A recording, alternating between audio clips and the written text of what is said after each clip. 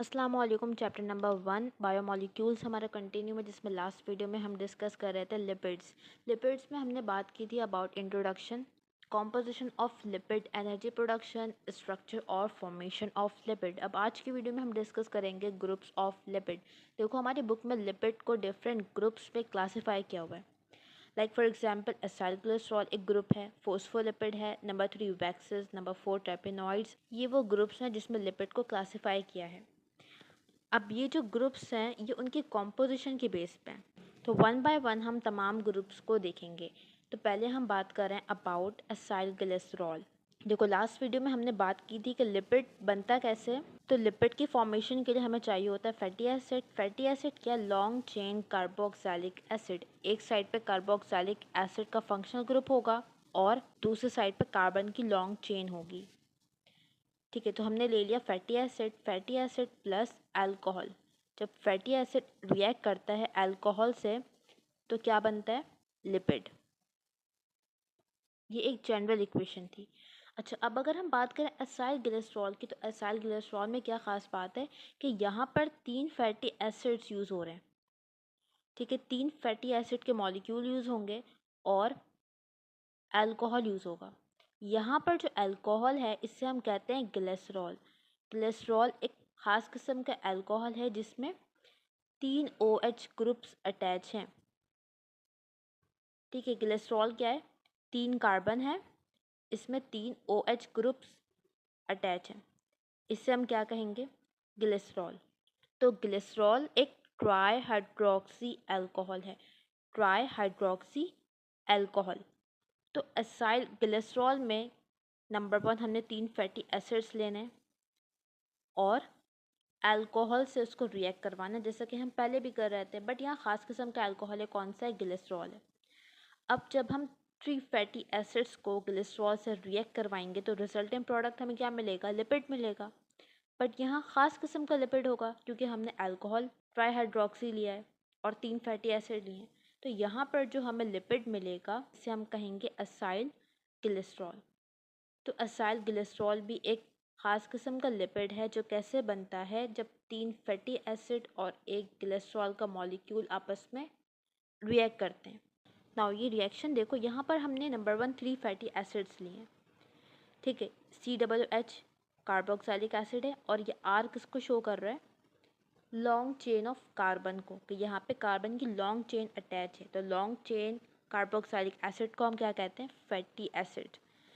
तो ये एक फैटी एसिड का मॉलिक्यूल, ये दूसरा फैटी एसिड, ये तीसरा फैटी एसिड। इसको हमने रिएक्ट करवाया किसके साथ, अल्कोहल के साथ, ट्राईहाइड्रोक्सी अल्कोहल, जिसे हम कहते हैं ग्लिसरॉल।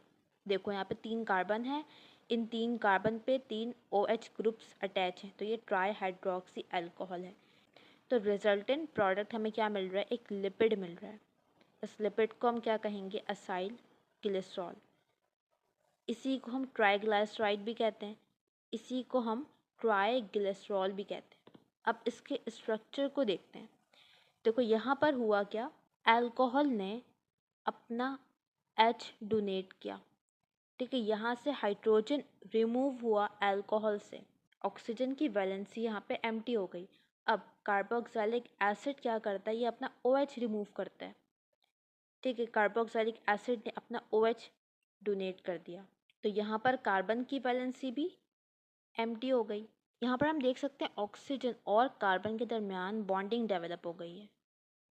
ये कौन सा बॉन्ड है, ये ईस्टर बॉन्ड कहलाता है, ईस्टर लिंकेज।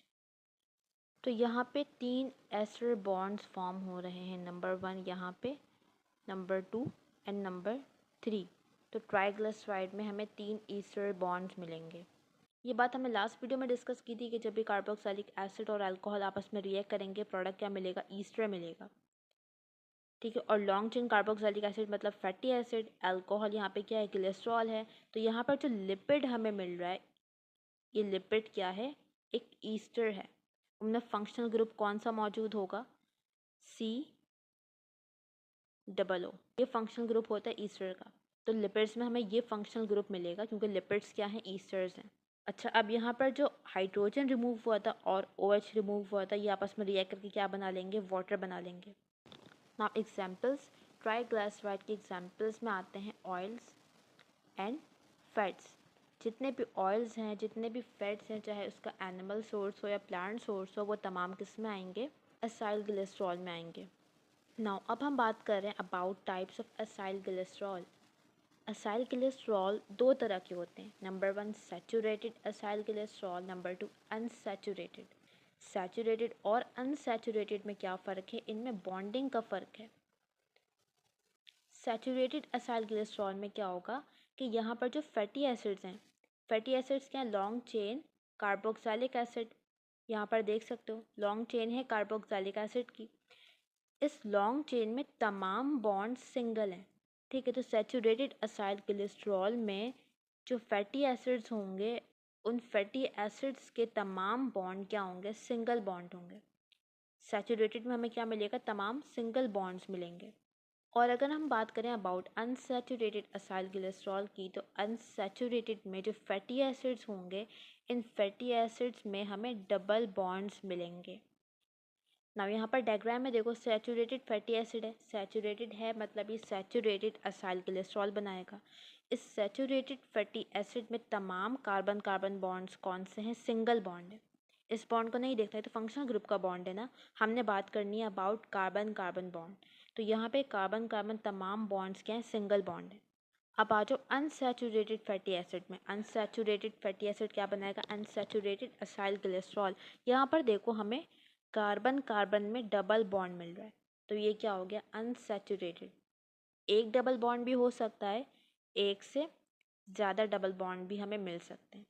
इसको ऐसे याद रख सकते हो कि एस से क्या आता है? सिंगल, मतलब सिंगल बॉन्ड, और एस से क्या आता है? सैचुरेटेड। तो सैचुरेटेड में हमें क्या मिलेगा? सिंगल बॉन्ड मिलेगा।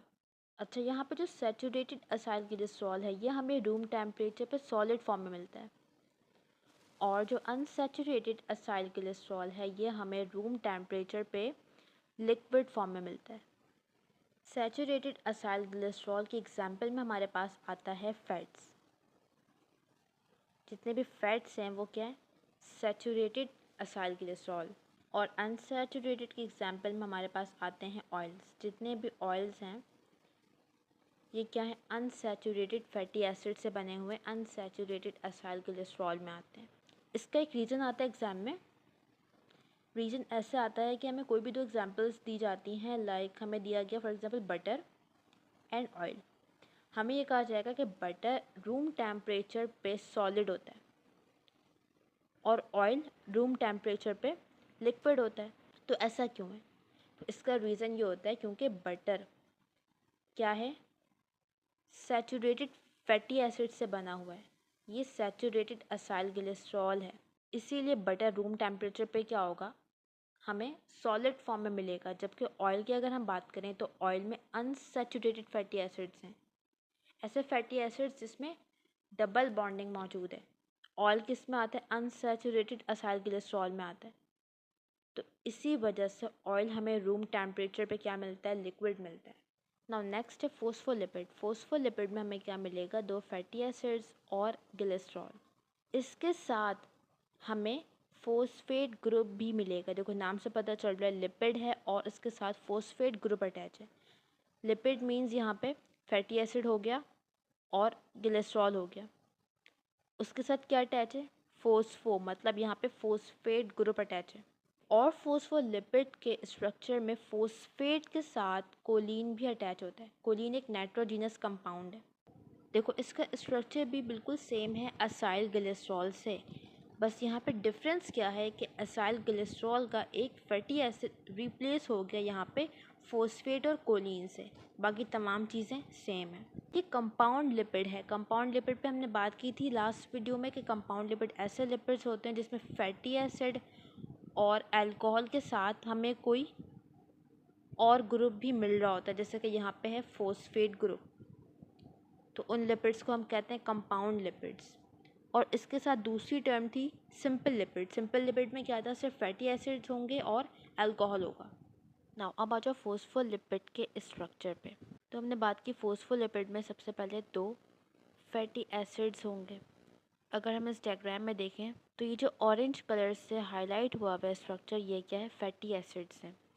ये एक फैटी एसिड, ये दूसरा फैटी एसिड, और इन फैटी एसिड्स के एक एंड पर कार्बोक्सिलिक एसिड का फंक्शनल ग्रुप लगा हुआ है।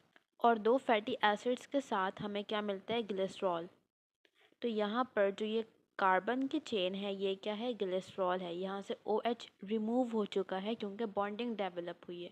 इसके अलावा हमें फैटी एसिड में फोस्फेट ग्रुप मिलता है। तो यहाँ पर जो स्ट्रक्चर येलो कलर से हाईलाइट हुआ हुआ है ये क्या है? फोस्फेट ग्रुप है। फोस्फेट ग्रुप क्या होता है? PO4, इस पर नेगेटिव चार्ज होता है। और ये फोस्फेट के साथ जो स्ट्रक्चर है ये है कोलिन। कोलिन एक नाइट्रोजीनियस कंपाउंड है, इसमें देख सकते हो यहाँ पर नाइट्रोजन मौजूद है। तो इस तरह से दो fatty acid, glycerol, phosphate group और कोलिन मिलके फोस्फोलिपिड का स्ट्रक्चर बनाते हैं। नाउ यहाँ पर देखो, जो फोस्फेट और कोलिन का पार्ट है इन पर चार्जेस हैं। ठीक है, दिख रहा है फोस्फेट पे नेगेटिव चार्ज है, कोलिन के स्ट्रक्चर में पॉजिटिव चार्ज है। तो इस रीजन में चार्जेस हैं। इस रीजन को हम कहते हैं हेड। ये क्या? फोस्फोलिपिड का हेड है। और इस रीजन में चार्जेस हैं। चार्जेस होने की वजह से ये रीजन बन जाता है पोलर। ठीक है, अब पोलर है ये रीजन, तो ये दूसरे पोलर मॉलिक्यूल्स को भी अट्रैक्ट करेगा। Polar molecules like water. तो फोस्फोलिपिड का हेड रीजन पोलर होने की वजह से वाटर को अट्रैक्ट करेगा अपनी तरफ। इसी वजह से हम इस रीजन को कहते हैं हाइड्रोफिलिक। हाइड्रोफिलिक मतलब वाटर लविंग। तो फोस्फोलिपिड का हेड क्योंकि पोलर है इसलिए ये क्या है? हाइड्रोफिलिक है, वाटर को अपनी तरफ अट्रैक्ट करेगा। जबकि अगर हम फोस्फोलिपिड का लोअर पोर्शन देखें जो कि फैटी एसिड बना रहे हैं, इस पोर्शन को हम कहते हैं टेल। ये फैटी एसिड न्यूट्रल स्ट्रक्चर्स हैं। तो इन न्यूट्रल स्ट्रक्चर की वजह से इस टेल रीजन में कोई चार्जेस नहीं है, जिसकी वजह से ये रीजन क्या हो गया? Non polar. अब ये नॉन पोलर है मतलब ये वाटर को अट्रैक्ट नहीं करेगा, वाटर को रिपेल करेगा। और वाटर को रिपेल करने की वजह से इस रीजन को हम कहते हैं hydrophobic. Hydrophobic means water repellent. तो फोस्फोलिपिड का हेड क्या है? हाइड्रोफिलिक है क्योंकि ये पोलर है। और इसका टेल क्या है? हाइड्रोफोबिक है क्योंकि ये नॉन पोलर है। ना अगर हम बात करें फोस्फोलिपिड के फंक्शन की, तो फोस्फोलिपिड का बहुत इंपॉर्टेंट फंक्शन है क्योंकि फोस्फोलिपिड हर सेल का पार्ट है in the form of cell membrane. Cell membrane phospholipid से बनी हुई होती है, इसलिए फोस्फोलिपिड हर सेल का बहुत इम्पॉर्टेंट पार्ट है। नाउ यहाँ पर इस डायग्राम में देखो, ये सेल मेम्ब्रेन है। ठीक है, सेल मेम्ब्रेन का एक पार्ट है। और इसमें अगर हम देखें तो क्या मौजूद है? ये फोस्फोलिपिड है। ये जो इस तरह से स्ट्रक्चर बना हुआ है ये क्या है? ये फोस्फोलिपिड है। ये इसका हेड रीजन है और ये इसका टेल है। इनका जो हाइड्रोफिलिक वाला पार्ट है, जो हेड रीजन है, ये बॉर्डर्स पर होता है। और जो इनका टेल वाला पार्ट है हाइड्रोफोबिक, ये इनर रीजन में होता है।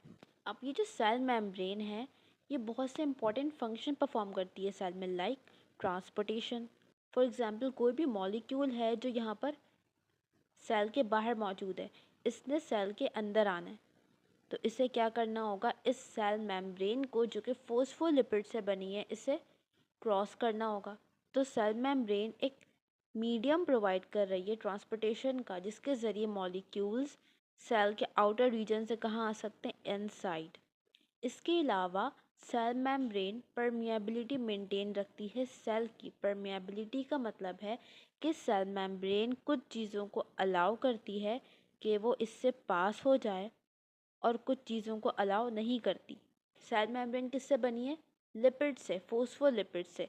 तो ऐसे सब्सटेंसेस जो लिपिड में सॉल्यूबल है वो इजीली इस सेल मेम्ब्रेन में डिज़ोल्व होके सेल के अंदर आ जाएंगे, जबकि वो मॉलिक्यूल्स जो लिपिड में इनसॉल्यूबल है वो मॉलिक्यूल इस लिपिड की लेयर को क्रॉस नहीं कर सकते, तो वो इस मेम्ब्रेन के थ्रू सेल में एंटर नहीं होंगे।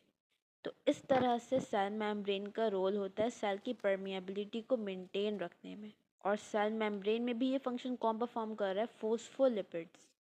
एक एडिशनल पॉइंट यहाँ पर ये है कि हम जब भी फॉस्फोलिपिड का स्ट्रक्चर बना रहे हैं, हम कैसे बना रहे हैं, एक चेन स्ट्रेट है और एक चेन बेंड है। इस बेंडिंग रीजन को हम कहते हैं किंक। ये किंक क्यों आती है चेन में? डबल बॉन्ड की वजह से। जहाँ भी चेन में फैटी एसिड के चेन में डबल बॉन्ड आएगा, वहाँ पर चेन इस तरह से बेंड हो जाएगी। जैसे कि इस डायग्राम में देखो, यहाँ पर डबल बॉन्ड है तो यहाँ से चेन बेंड हो गई है। नाउ यहाँ पे हमारी आज की वीडियो कंप्लीट होती है। अब नेक्स्ट वीडियो में हम डिस्कस करेंगे वैक्सेस और टेर्पेनॉइड्स।